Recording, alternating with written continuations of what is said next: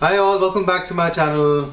सो आज अगेन मेरे पास फेंडर का गिटार है फ्रॉम फेंडर, और ये जो मॉडल है ये है फेंडर का F825 CE।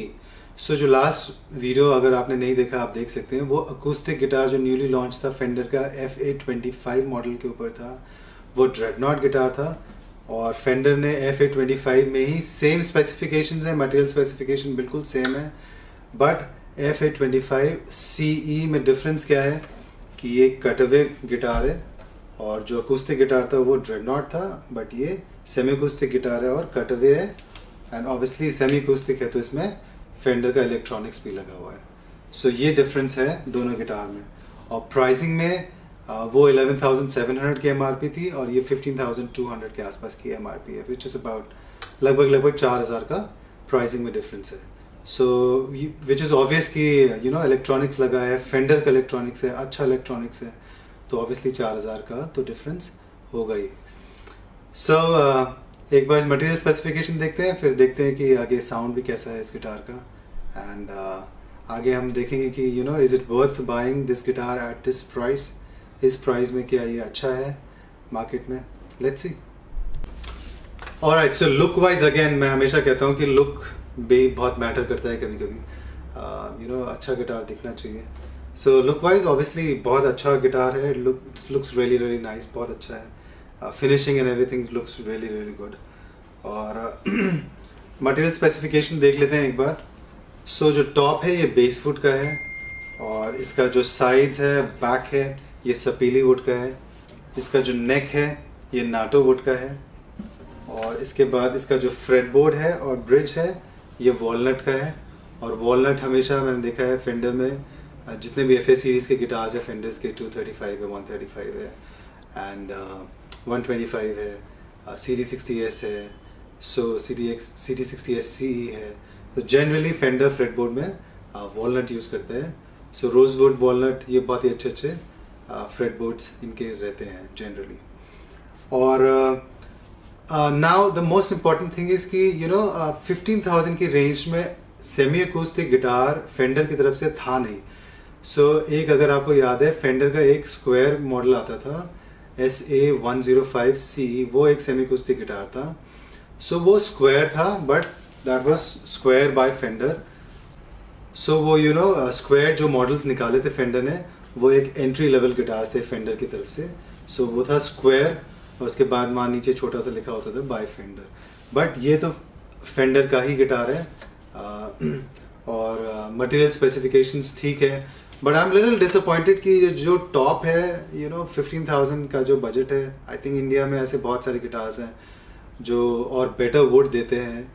So base would इतना ज़्यादा रेजोनेटिंग नहीं होता है। सो ये थोड़ा एक डिसअपॉइंटिंग फैक्टर है इसमें। ये spruce, I don't know spruce क्यों यूज़ नहीं करा। अगर स्प्रूस यूज़ करते ये, सो आई थिंक इसकी और वैल्यू होती, और इस बजट में अगर ये स्प्रूस टॉप भी दे देते तो बहुत और अच्छा रहता। ओवरऑल जो कंस्ट्रक्शन है गिटार का प्लस साउंड वगैरह और आई थिंक बेटर होता। सो बेस वुड इन्होंने लगाया है which is one drawback for me. इसकी जगह स्प्रूस होना चाहिए था। और ऑब्वियसली सॉलिड टॉप मैं एक्सपेक्ट नहीं कर रहा हूँ कि सॉलिड टॉप आप दे दो 15,000 की रेंज में, बट कुछ ऐसे मॉडल्स भी हैं, ऐसे ब्रांड्स भी हैं जो 15,000 के अंदर semi acoustic guitar, solid top guitar भी देते हैं। जैसे कि एक बहुत पहले एक वीडियो करा था, कॉर्ड का ही गिटार है, कॉर्ड का 850 मॉडल करके आता है सॉलिड टॉप। वो भी ड्रेडनॉट गिटार है, और उसमें कॉर्ड का जो CE03T करके जो इलेक्ट्रॉनिक्स लगता है वो उसमें लगा होता है। और इसके अलावा एक और सॉलिड टॉप गिटार मार्केट में आजकल you can see that guitar, एक मेरिडा का भी सॉलिड टॉप गिटार है। So if we have that guitar in our store definitely will do that review of that guitar. So वो guitar अभी है नहीं हमारे पास, जब भी आएगा हम ज़रूर उसका रिव्यू करेंगे। सो सॉलिड टॉप गिटार 15,000 की रेंज में, प्लस अच्छा इलेक्ट्रॉनिक्स लगा हो, आउटपुट अच्छा आता हो स्पीकर में, so nothing better than that. But fender का ये गिटार आई वुड से कि फेंडर की तरफ से 15,000 के अंदर एक सेमी अकूस्टिक गिटार फेंडर ने लॉन्च किया है, so which is a commendable job from them. क्योंकि इसके अलावा तो फिर हमने सब देखा है, क्योंकि 125C आता है वो 17-18,000 की रेंज में है। फिर उसके बाद FA सीरीज़ का 135, 235 आता है, वो भी अराउंड 23, 24, 25,000 की रेंज में है। CD60SC है, वो भी 25 प्लस रेंज में है। सो 15,000 के अंदर सेमी अकूस्टिक गिटार फेंडर की तरफ से, I think this is good launch by fender. But वही एक छोटा सा ड्रॉबैक है मेरी तरफ से कि टॉप थोड़ा स्प्रूस का होना चाहिए था इंस्टेड ऑफ बेसवुड। अदरवाइज सब कुछ ठीक है, all good, look wise and everything looks really really nice. Electronics भी बहुत अच्छा है, ऐसा क्लोजअप बना के we will also see that.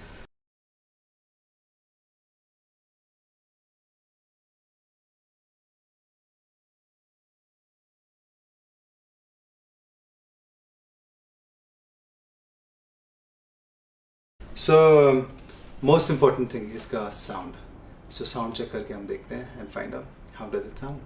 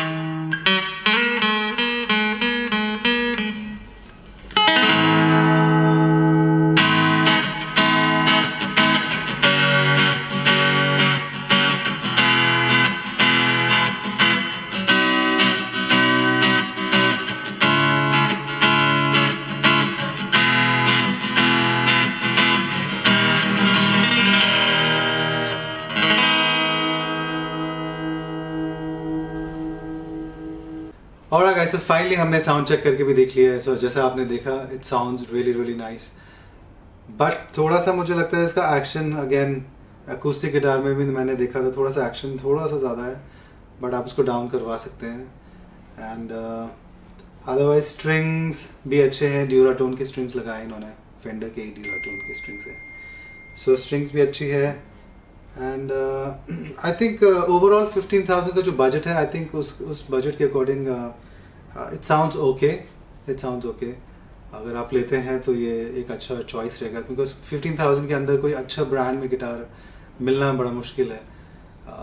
फिर यामा का ऑब्वियसली मिलता है, वो FX280 और FSX 80C वगैरह कॉर्ड के गिटार्स आपको मिलते हैं, AF500C, AF510C, AF515C, 850C। सो ये कुछ गिटार्स हैं जो 15,000 के अंदर आपको मिल जाते हैं।